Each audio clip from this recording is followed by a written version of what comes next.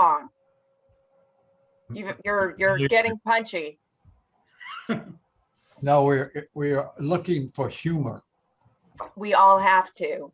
There were some humorous moments yesterday, particularly in the Senate. Yeah, you guys were having a lot more fun than we were. We kind of moved in and out real quick. Yeah, you guys did. Because your speaker is a dictator. Wow.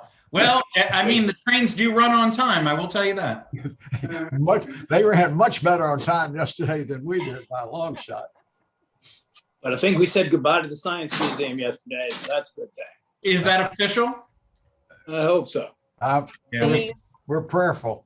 Time to go back home. Time to go back home. I need that. I need the place that Senator Norman has as his background. Like I need to be there. We all need to be there. Yeah. No, we need to be home. Yeah, right. Well, for next session. Next year. There's a lot less harm done when we're home. Yes. My new word of the day, and then we'll get started on serious stuff, is oogie. I heard that from Stanley last night. Oogie.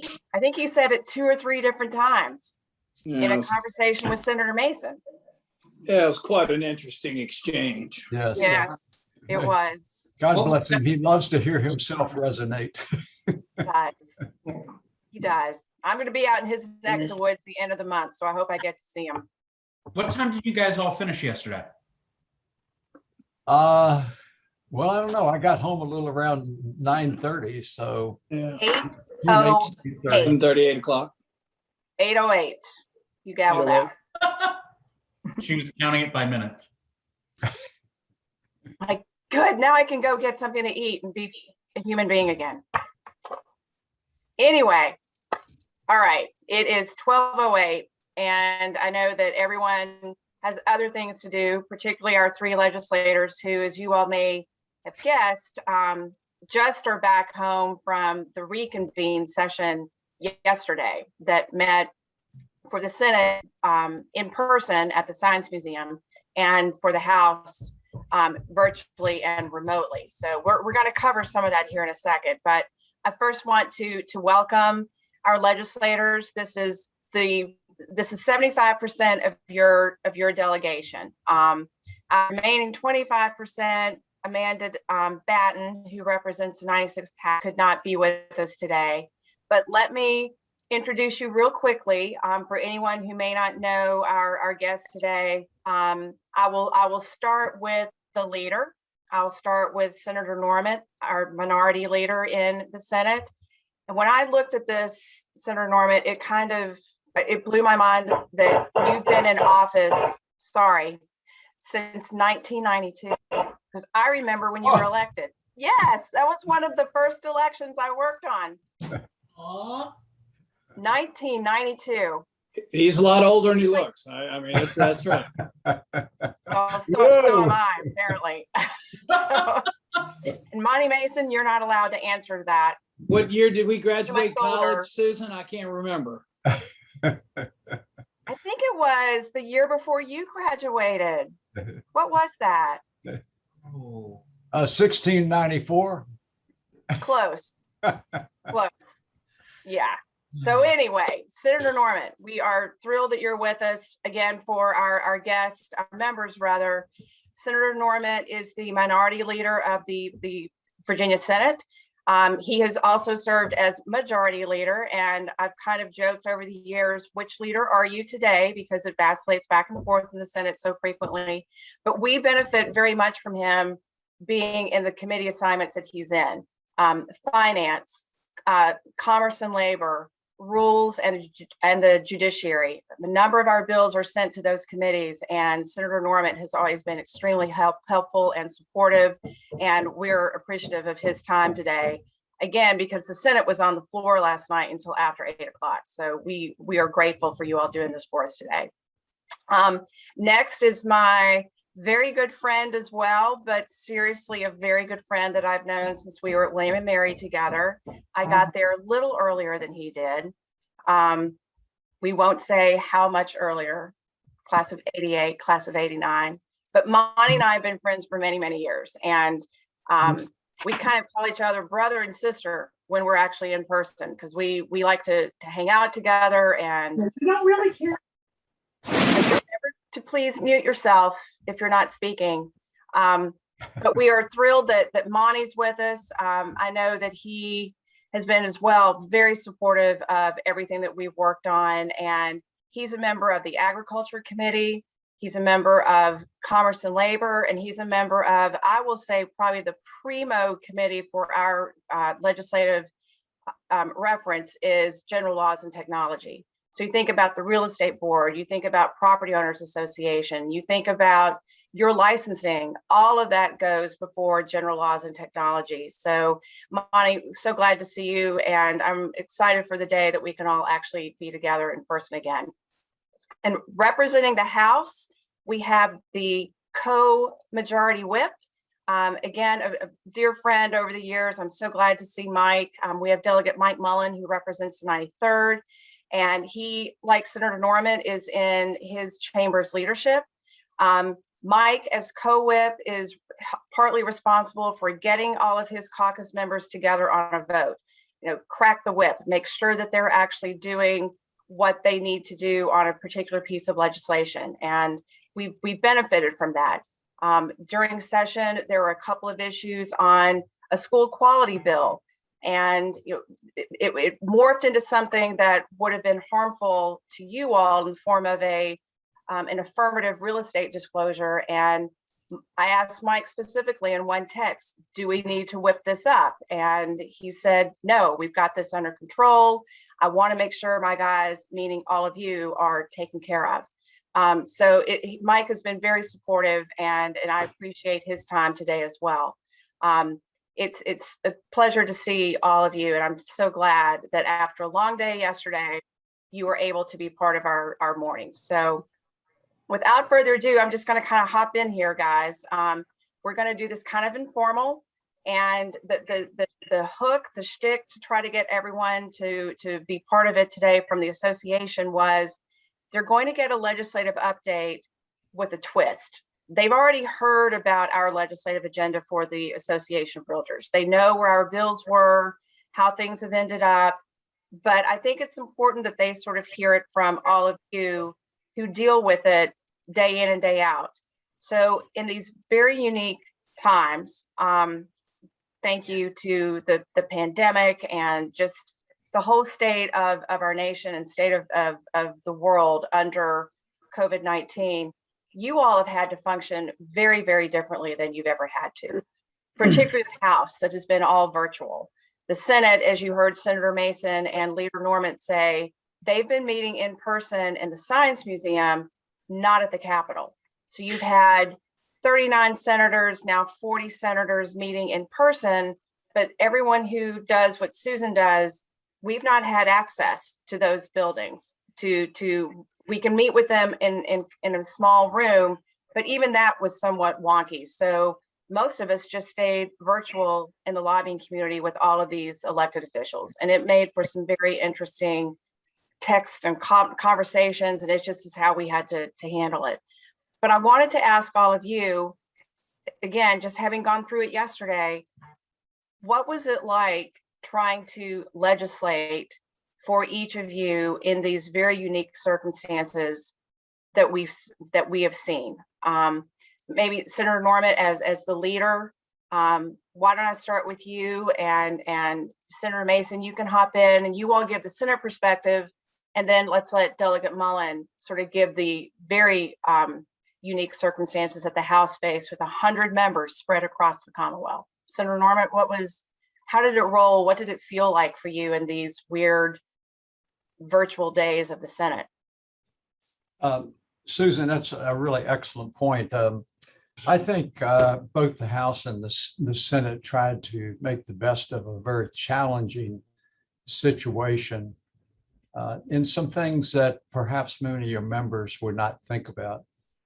Even though we were in session about 184 days in the last 12 months, we still are part-time citizen legislators, and we don't have extensive staff like our congressional friends. Consequently, we rely upon people like Susan and other government relation individuals to help educate us as part-time citizen legislators on issues. That's because we don't have the individual staff members to research it. And one of the first things that I learned was to determine who were the credible the credible government relations individuals. And the reason for that is very simple, is that they have a job to advocate issues such as for the realtors. But if you ask a credible government relations person, what is the other side of that issue, they will share it with you and share it with you very candidly. It doesn't mean they're abdicating their advocacy. It just means that they're being responsive. So the loss of that resource and having that interaction with government relations people, I thought was very significant and put greater pressure on us as legislators. The other thing that was a little awkward, and I say this with great sincerity, we have been through a couple of very, very contentious sessions of the General Assembly, and there are different perspectives on issues from a partisan standpoint, from a geographical standpoint. But we are very, very blessed, I think, in our area that the relationship that Monty and Mike and myself had is not just cordial or patronizing. We truly function together very well. Yes, we disagree on issues, but we really do focus on what is in the interest of those people that we represent. And I think our communities are very blessed in that regard. It hasn't always been like that. But the other point I wanted to make is the opportunity for us to interact with members of the House on an informal basis. We're not passing them in the hall. We're not having a cup of coffee with them. We're not having a beer with them.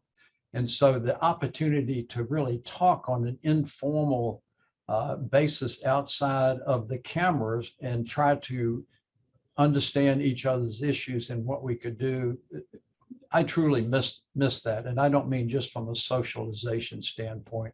I mean from a substantive provision and addressing issues. So we did the best we could. Very, very odd. I have no interest in replicating it. That's me. Agreed.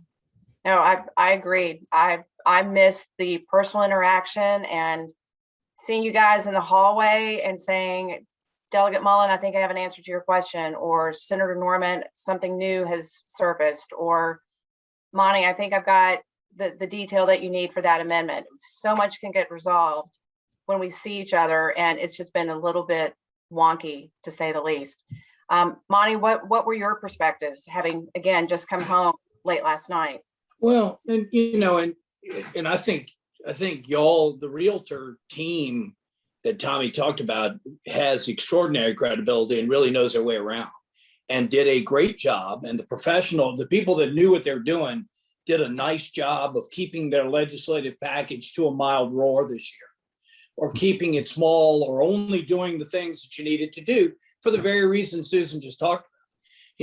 So much of what we do is you pass somebody in the hall and say, did you fix your issue? No, not yet. 2 days later, where are we? We're close, stick to me. Well, and that's because they're getting together in groups and talking to people personally, working through issues and coming back saying we're 70% of the way there. When you're trying to do that by text message or by Zoom or by phone call, it's not the same. It just doesn't work nearly as well. It was interesting to us when the Science Museum worked great. Our Senate staff did an amazing job. We were separated well. We had a large enough place. We were in person, could still do committee hearings in person. But, all the testimonies coming on Zoom. And then we flip over and go to the House, and they had been living this life. That's the way they'd been doing it. So we were kind of the rookies and all of a sudden we're walking down the hall and I'm looking at a senator who's got his laptop set up on a trash can, presenting a bill to a House committee. I'm presenting a bill, and all of a sudden a 5-year-old starts playing a game in the Science Museum, and I've got a musical accompaniment all of a sudden. So it was just really unusual way to go.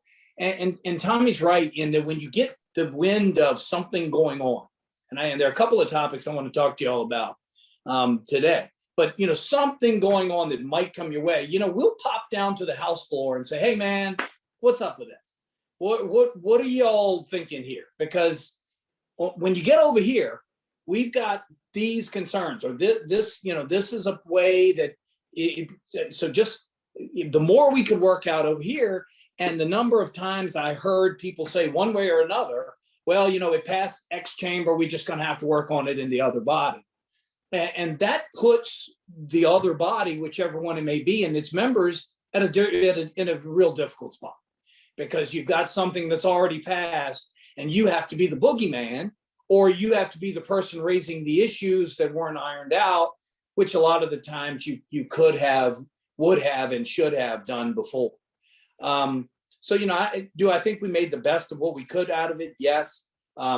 Tommy's also right with the change of control. We had more 2119 on our side, R&D issues. He and I always joke back and forth that I say only about 10 or 15% of what we do is R&D. The rest is regional. He says, Monty's exaggerating, it's 5 or 10.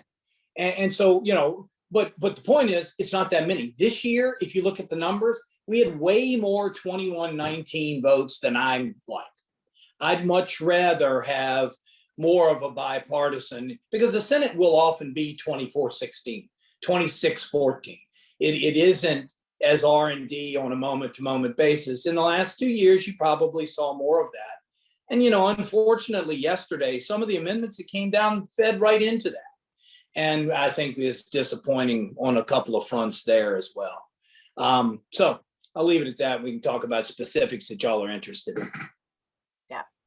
Delegate Mullen, having sat remotely for the better part of the past half a year, watching your colleagues from other parts of the state, how did the House practically function in this very challenging situation? Well, thank you, Susan. And I also want to give a shout out to Cindy. Thank you so much for sharing all of your members with us, and for sharing Susan again with us during this time. I really appreciate it. You have an amazing advocate in Susan Gaston. I think we did about as well as we can with a very bad situation. It's not, I don't think anyone would say that this is ideal. For lack of a better term, the House is a little bit more raucous, and so sometimes needs a little bit more control because people are always running for a re-election at any one time. And I think you saw some of that, especially in an election year this year. But I have to agree with Monty and with Tommy. There are a lot of things that probably got sent over to the other body from one versus the other, that if we were able to talk to each other in person, in the hallways, or over a beer or over a coffee, probably wouldn't have gotten sent over. And so members in the Senate had to take tough votes, members in the House had to take tough votes for things that just weren't going to pass the other body. And that informal communication is incredibly important. Being able to talk to advocates like Susan, or even just people from home in Williamsburg, it's really hard. So if you don't have one of our cell phone numbers, I mean, what you have is a public email address. And that's not nearly the same way of being able to communicate with somebody from back at home that you really want to be able to hear from. And so, the Williamsburg area realtors come at least once a year up and advocate on your issues, but we didn't get to see you in the same way. It's not the same sort of interaction. My hope is that we never have to do this again. If we have another special session, by that point that we will all have the jabs in the arm and that we can meet in person. Sounds like the Senate's going to be able to meet in person again, and not at the Science Museum. And I have very high hopes that we'll be able to, in the House, meet in person as well. Maybe that even means that we're back in the Capitol. I would really like that most of all. So, but I could spend 5 minutes introducing you and giving you my name, but probably don't need to do that. Well, it has been difficult. I've joked, the members have heard me say that my favorite lobbying tool during session was this. Because I know, like our elected officials here, you probably had 25, 30, 35 threads going at the same time on different issues with different people. And how many times would something get caught in the crosshairs and you'd sent the wrong text to the wrong person? And it was unusual. But it was, I think, the best thing that we could have versus everyone being put at risk or not having session at all, which would have been untenable. So I'm like Delegate Mullen. I hope we never have to do this again. It's the personal interaction and the friendships, to be candid, that I think we all are missing. But moving into some of the substantive issues, I know Senator Mason, you said there were a couple of things you wanted to talk about. What I wanted to ask our elected officials for each of them to give a little bit of insight on is, what were the bills that you introduced, maybe just a couple that you felt were impactful, or a couple of other issues that were circulating this year that you think maybe were misconstrued in the media, or that you felt like should have ended in a different way. Really just sort of to talk. It doesn't have to be even about real estate. We can talk about those issues at some point, maybe before the forum ends, but really looking at the overall state of play of public policy in Virginia and what you all had to contend with this year. That nothing was supposed to be really big or controversial, but there was a lot of big and there was a lot of controversial issues that were in place. So Senator Mason, why don't you, since you teed it up pretty nice just a little while ago, I'll let you go first. Well, we all talked about, since it's virtual and it's going to be unusual, let's keep major policy initiatives to a mild roar. So we just tackled marijuana expungement, expanding the Court of Appeals, tax conformity with the new federal plan, electric vehicles, a privacy program for Virginia, paid sick leave, and the death penalty. So I think we kept the major issues to, thank goodness we kept them to a mild roar, right? I could go through some of the things that I worked on. I'm not sure you really care. The one thing that I think is important to point out here is what are the things the media misconstrued? We almost have no media coverage whatsoever. None.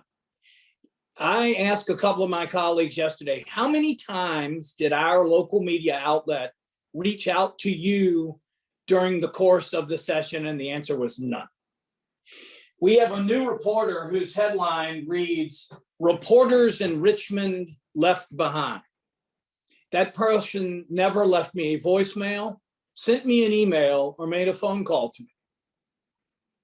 So all of a sudden, we've gone from Dave Ress, who is one of the deans of local government reporting, and I don't mean to knock the new generation of reporters, and journalism itself is in big trouble. But we have a new group that if you read the paper today, I get several papers. I'm still a dinosaur. I get several print editions. That puts me on the opposite end of Senator Norman, who's unaware of print edition of newspapers, period. But it's interesting to see what people pick. And we picked one thing, and you don't know of anything else that happened. 5 to 8 extraordinarily consequential things happened yesterday that there should be at least little tidbit articles about, and you don't know about any of them. What that leads to is you knowing about all of the R&D matters that I talked about before.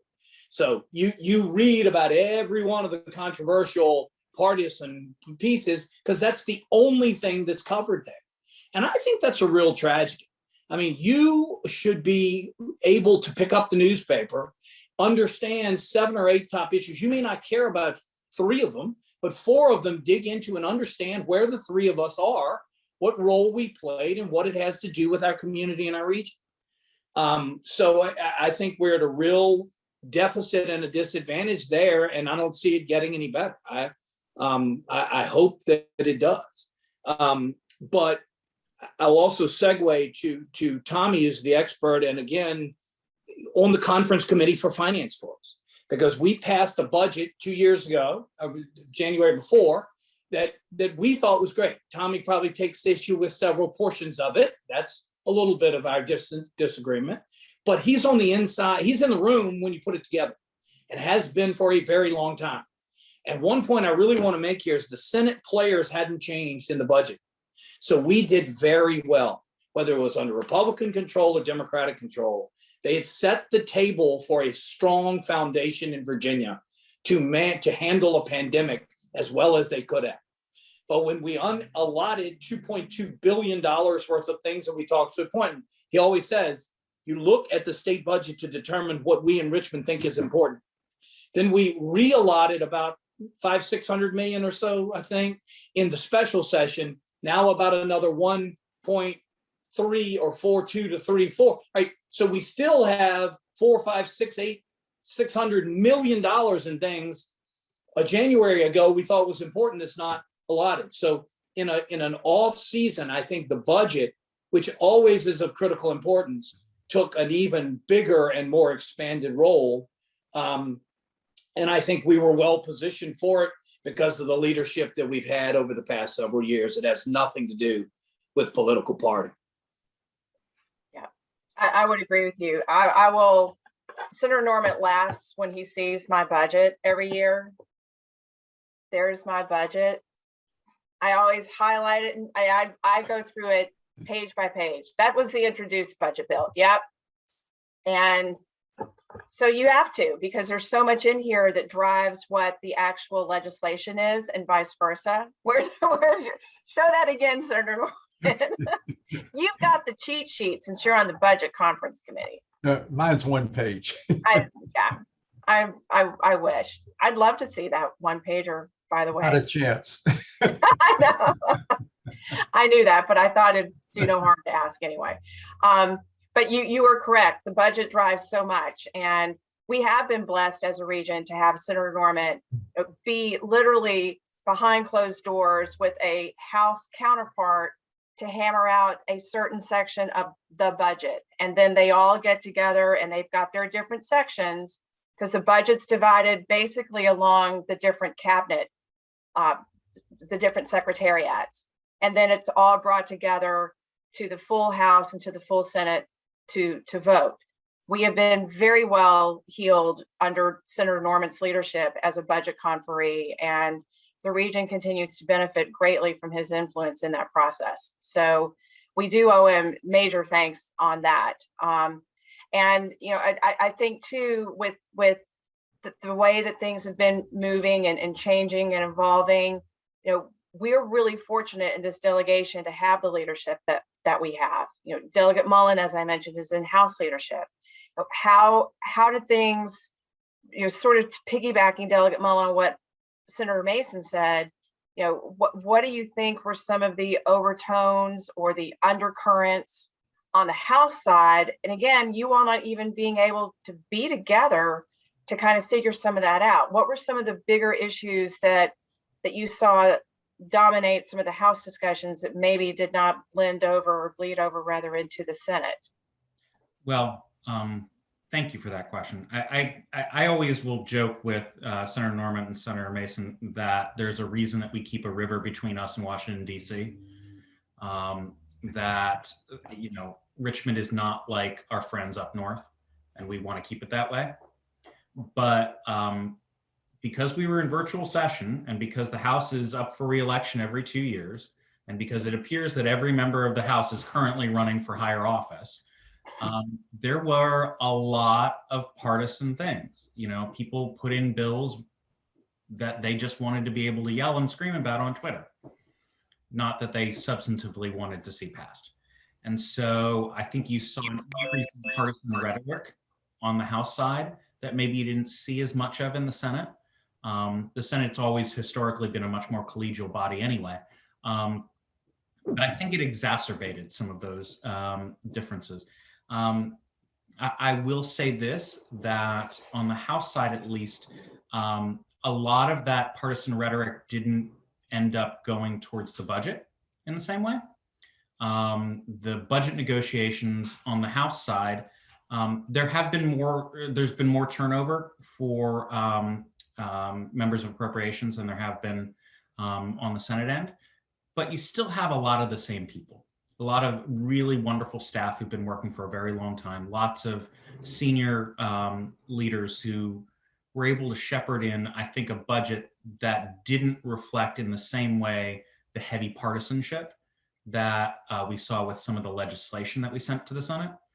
Now, that's an as compared to what sort of statement. But, you know, the House is always ready. And that's part of the fun of what we do, but it's also part of the difficulty. You know, I mean, most of the stuff that Monty mentioned that were those big things started because you had a lot of very loud and boisterous House members who decided that they wanted to run for office on something. And hopefully next year, when we're back in person, we won't see that same level of back and forth. Yep, I would agree. Senator Norman, do you have any observations? Again, in leadership, you all see things very differently. Well, I think you exaggerate my leadership. I just kind of go along with the flow and be very quiet, which I was not yesterday. But having said that, I mean, Monty's absolutely right. We get thousands of pieces of legislation that are introduced between the House and the Senate. And every year, every session, the most important bill is the budget bill.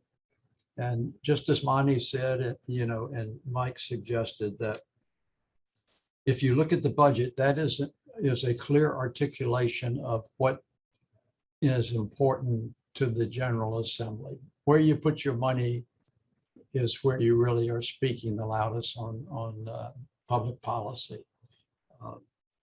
And, you know, as was pointed out, this was very unusual because of the budget shortfalls we had as a result of the pandemic situation. We did not meet the revenue forecast. Every year we do a forecast on how much money we project will come in. That's not a number that Mike and Monty and myself do. We have professional financial analysts and outside agencies that looked at the state and national economy and say, this is what we think the growth in revenues will be.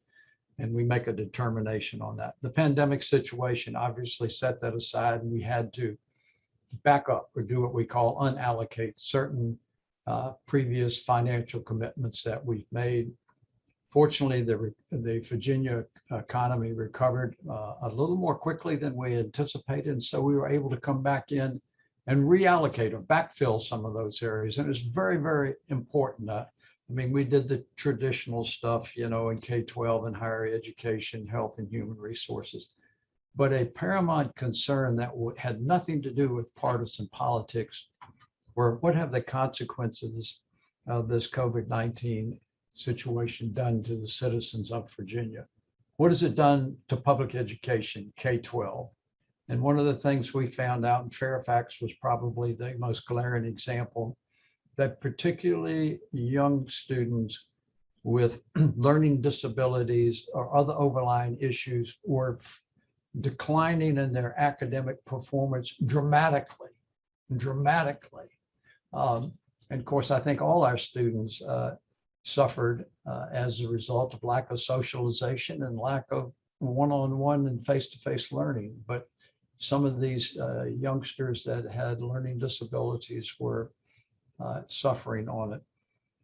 We had to look at the situations on what's happening to the K-12, kindergarten through 12, in the school districts we have as a result of virtual learning, as a result of some teachers having to take a leave of absence because they have young kids at home and it was going to cost more for childcare than they were going to net out. We had issues with higher education, William and Mary. I expect shortly they'll be announcing their shortfall in revenues, which is not insignificant. And why is that? You had a lot of virtual learning that was going on. You had a lot of students, maybe this is a good time to take a gap year. A significant revenue impact that many times we don't think about, particularly locally, is the significant decline in the enrollment of foreign students. Foreign students pay about 105% of the cost of their education because there is a capital component in what their tuition and fees is. And when these foreign students do not come, but they have been projected on the higher education budget, it has a dramatic impact. So we had to look at funding on the COVID, 19 situation. We had to look at the impact that the pandemic was having on frontline workers. And I don't mean just nurses and doctors and police officers. I mean those individuals who were working in these nursing homes and extended care who were highly exposed.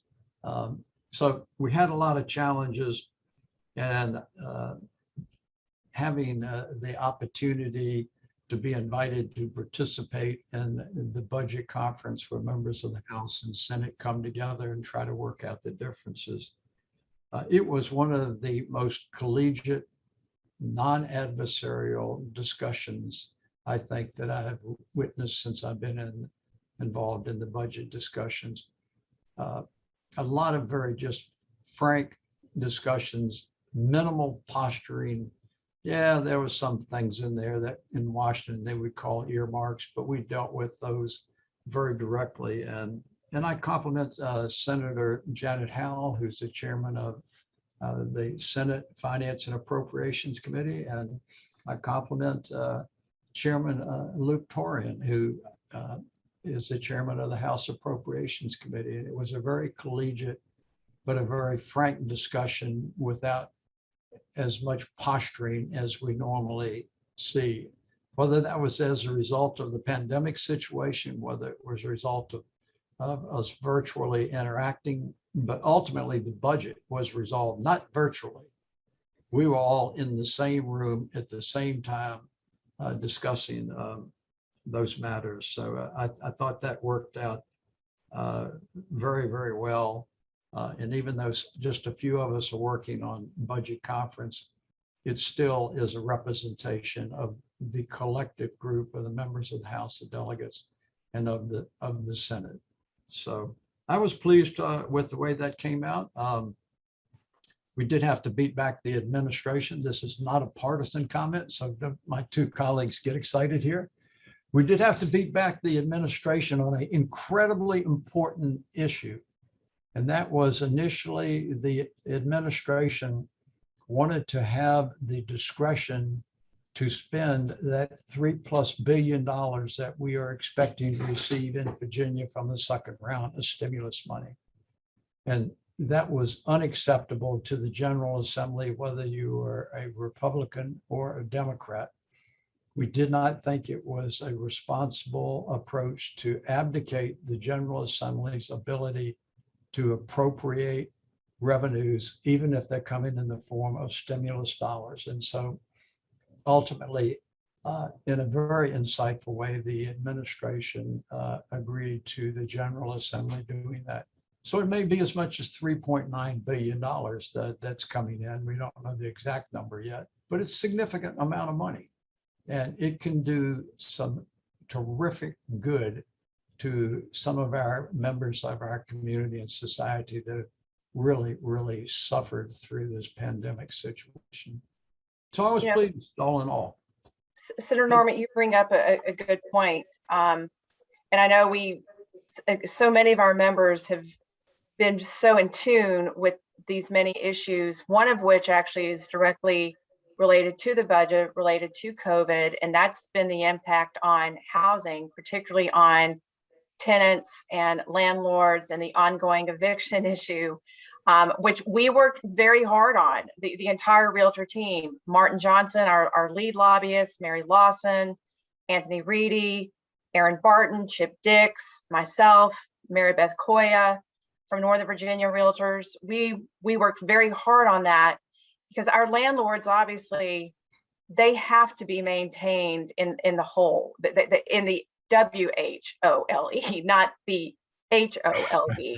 We were very concerned that there is going to be, a complete disregard for the fact that what we call our small landlords, our accidental landlords, our 3 to 4 properties, that they were going to be overlooked in this, and that they would then be placed in a situation of looking at forbearance or foreclosure, then taking all of those rental properties out of the market and further exacerbating the issue of inventory and supply. There were so many different discussions that we had on how do we do this to make sure that tenants are not irreparably harmed as a result of, in many cases, no fault of their own. Jobs were lost during COVID, but there are also those tenants who, even before the pandemic, were already in arrears. And so they were coming up to an eviction last March or last April or in the past few months. That's been handled somewhat separately, as it should have been. But we could not have ended up in the situation where our landlords have at least been given some sense of resolution and restitution, and being made to feel that they were looked upon as good people and as part of the system, as opposed to being, somewhat bastardized in many circles because of having to do what they do. So again, it ended up not being perfect. There was a bill in, for all of the folks who may not know, there was a bill in from a member of the House, from Delegate Price. We had worked with her all summer, last summer and throughout the fall, to extend the moratorium. It ended up that we did not want it to be made permanent, and it's only rolling through the end of next June. And then of course we have everything that's going on in Washington with the CDC extension. So everything is beginning to marry up, and I think it ended up being as good as it could be. And again, we want to thank you for making sure that our members who are property owners and who are landlords are able to maintain that business, because it's very important to the entire housing spectrum. I know Delegate Mullen, you and I had talked about that.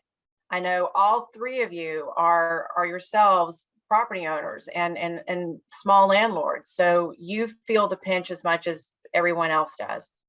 So we appreciate that. And that was, it got better as time went on, but it was certainly something during the special session from last summer that for 84 days pretty much dominated the life of the realtor lobbying team. So I do want to thank you all for your help on that. Moving into a couple of other, association issues, and then maybe we'll have time, Cindy, for a question or two.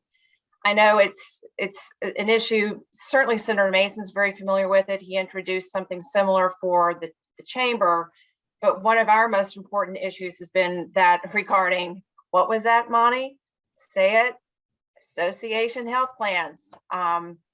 And it's been an ongoing situation where our members simply have not been able to afford access to healthcare, whether it's they make more than they would be able to qualify for the subsidies at the federal level, or they simply cannot afford the private marketplace. In either case, many of our members are just sort of left in the middle with nothing to have at all. I bring that up because there's been movement in Washington. Speaking of Delegate Mullins, the river separates the two, which I really do like, and I'm probably going to use that from now on in some descriptive manners. But the American Recovery Plan that is currently under consideration at the federal level does provide some additional generosity in the subsidies. So income levels can be higher in order for people to can be lower in order for people to now qualify for the subsidies. So that may end up helping our members. We had a briefing with Congressman Scott day before yesterday, and he ran through some of those different details and percentages and levels of subsidies that might be able to come to our members. But that does have to go through how all of that is spent. I believe that funding, as Senator Norman pointed out, does have to go through the General Assembly for the appropriations through the Commonwealth. So I do want to point that out to our elected officials, is there does appear to be some improvement in what may end up happening for access to healthcare for our members through some of the federal guidelines that might be coming down.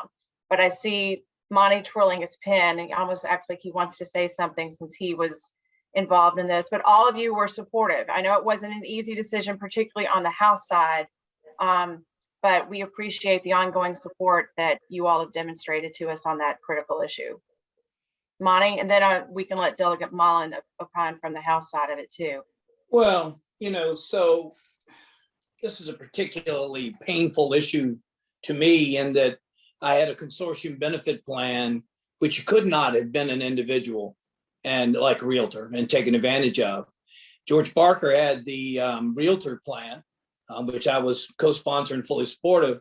They used the exact same misinformation to tank both of our bills.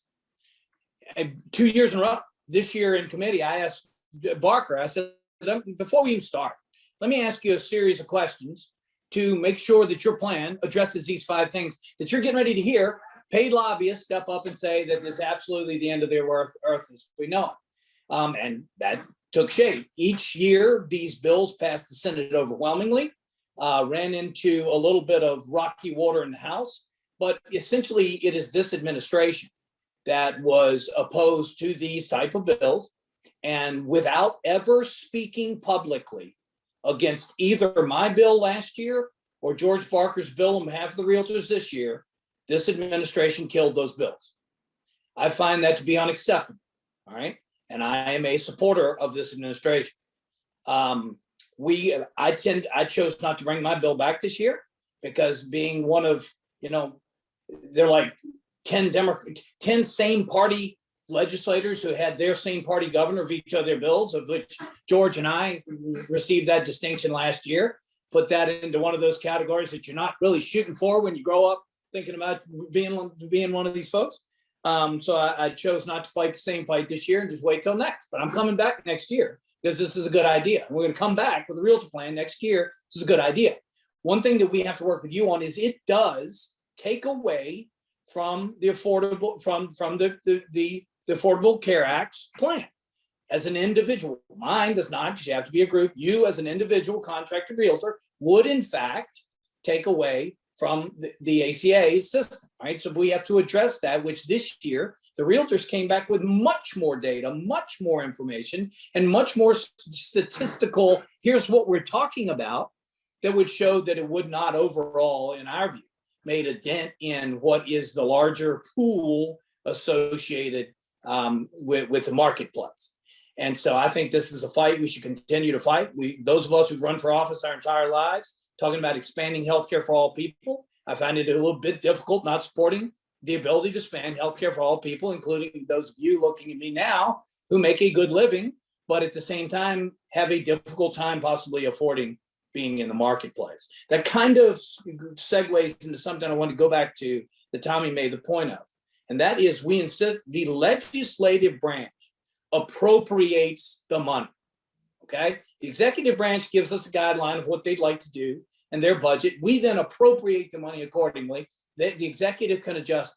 Over the pandemic, we have given unprecedented authority to the executive branch. I think that is a good thing, but I could read you some of the things, notwithstanding anything, the executive can do these things.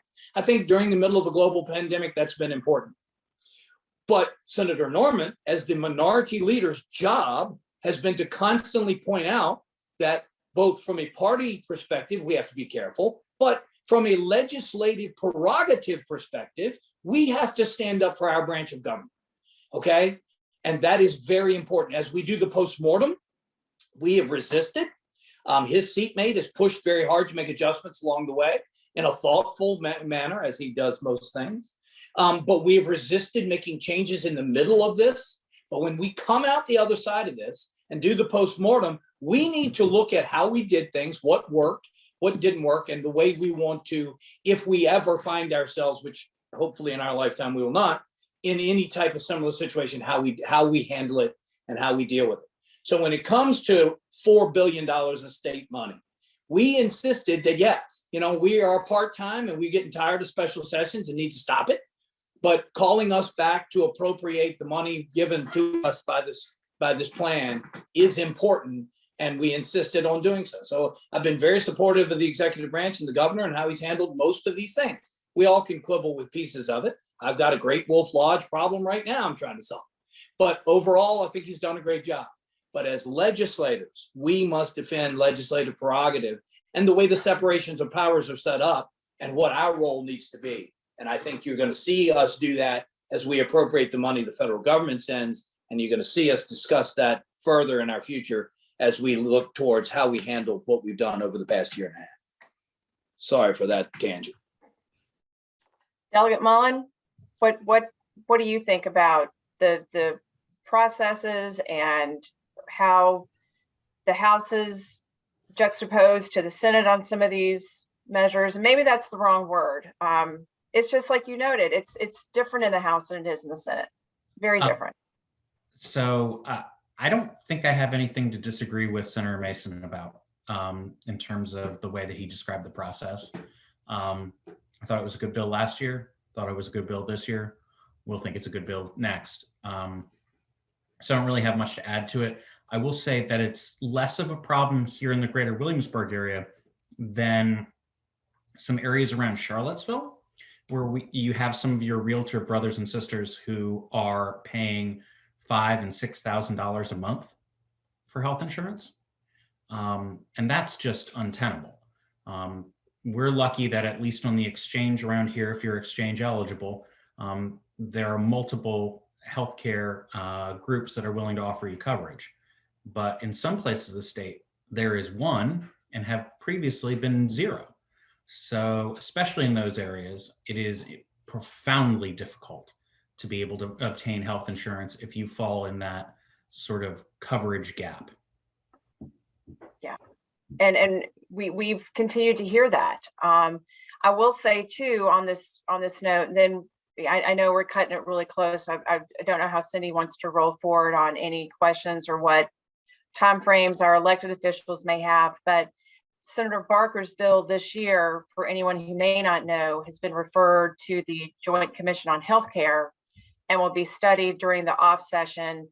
So it will be coming back in some form we can anticipate in 2022, and hope that it will have, between what is happening in Washington and what may come out of this study through the commission and the ongoing effort that the realtors have made to make this the #1 issue, we really hope that we can finally get it over the hump. And much to Senator Mason's point, with a new administration in town, we're already having discussions with the statewide candidates, particularly at the gubernatorial level, just to start to float the balloon so that we can make sure that they have a good understanding and are supportive.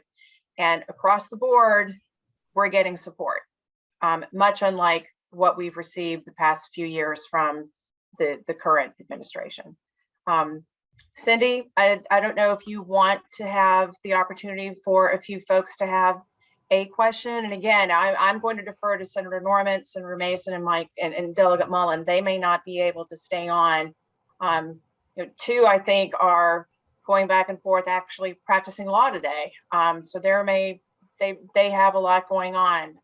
But I'll leave it to the four of you as to how to roll.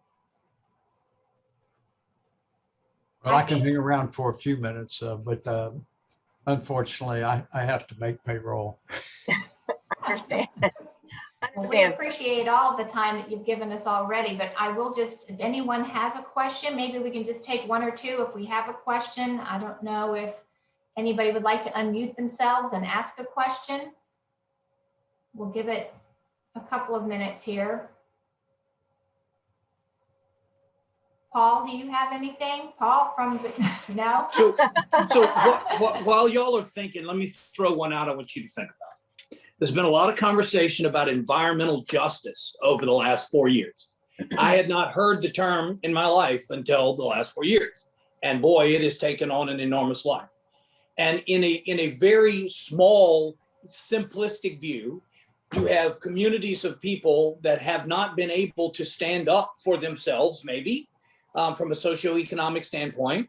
And so they may have had developments take place in and around their community, their area, that, you wouldn't want next to your neighborhood, or that are environmentally challenging, or have high traffic, or, okay? So we want to look upon communities and regions and areas thoughtfully and make sure that we engage those areas in how we want it developed, what industry we want, what industry we don't want. But there have been a variety of bills this year that have come through. One of them required for certain industries that were to come in, you had to get the PO box or the mailing address of every person within a 5-mile radius and send them a notice of intent for you to come into the community. Then you had to have a meeting that would sit down with these folks, tell them what you're thinking about doing, how you might want to do it, what you might want to go.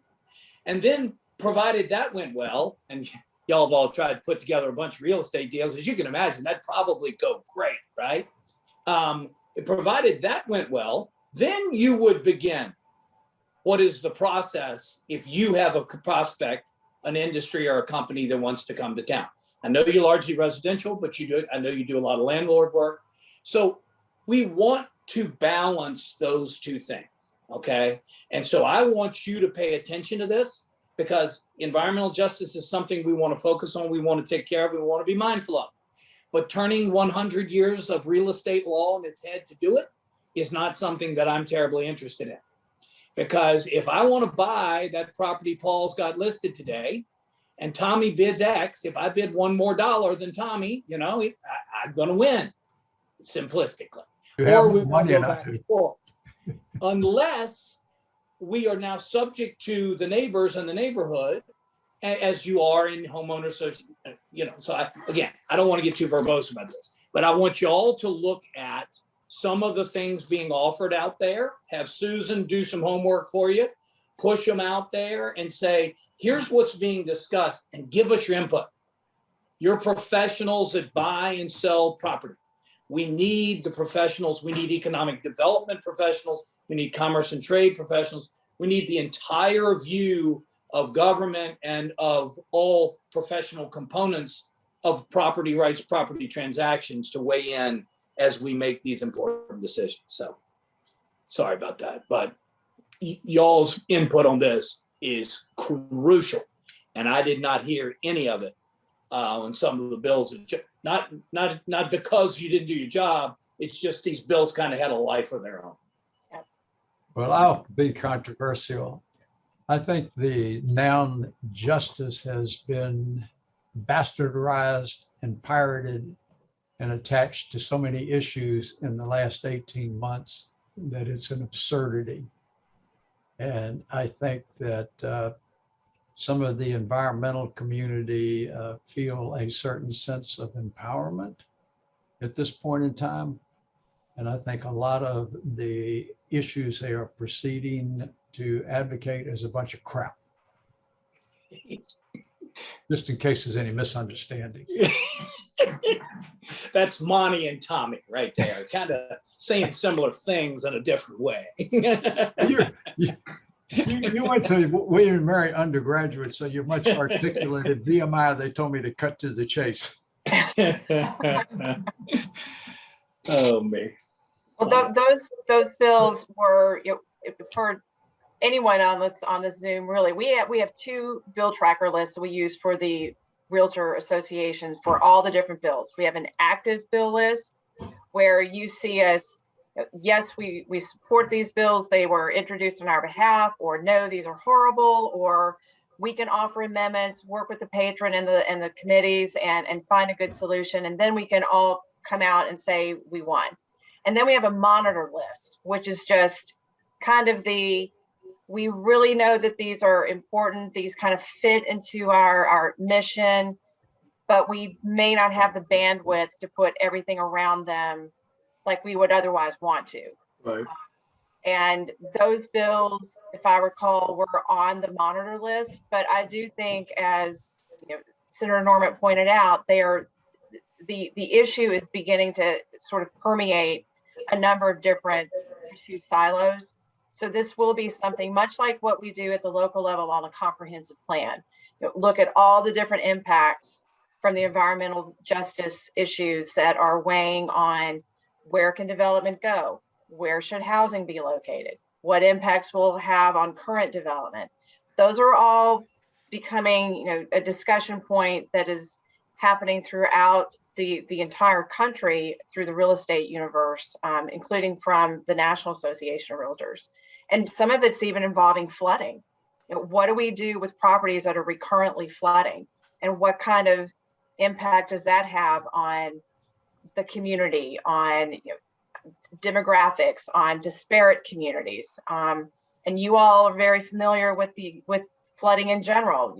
We had a great piece of legislation. We thought it was a great piece of legislation this year. It passed. It came from Senator Lewis in the Senate. Delegate Converse Fowler ended up supporting it and amended her bill to mirror Senator Lewis's in the House. And again, I was communicating with you all throughout that, more so really even on the House side. Senator Lewis's bill was Senator Lewis's bill. He is the niche expert on flooding in the Senate.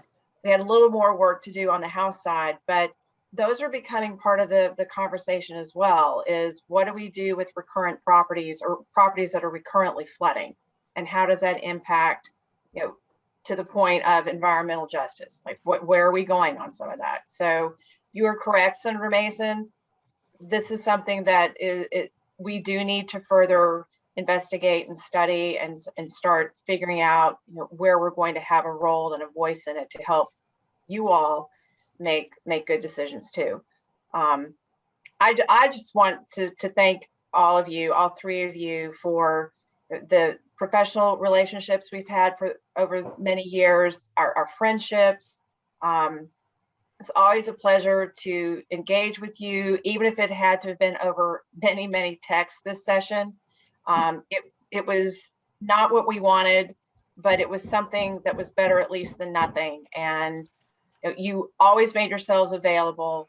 I probably pinged on you more than I should have, more than I wanted to, but I couldn't see in the hallway to go knock on your door. So I buzzed you by text. But I thank you. I know the membership thanks you. And we wouldn't be the association we are without all of you kind of being our advocates in the House and Senate. So I say thank you. And Thank you for allowing us to participate, and I'm going to go earn a living. we appreciate your Sir. time. Nice to be with y'all. Thanks for having Thank us. you so much. Call Delegate us if we can Mullen, help you. good to see you. See you all. Bye-bye. Bye-bye. Miss you all. Bye.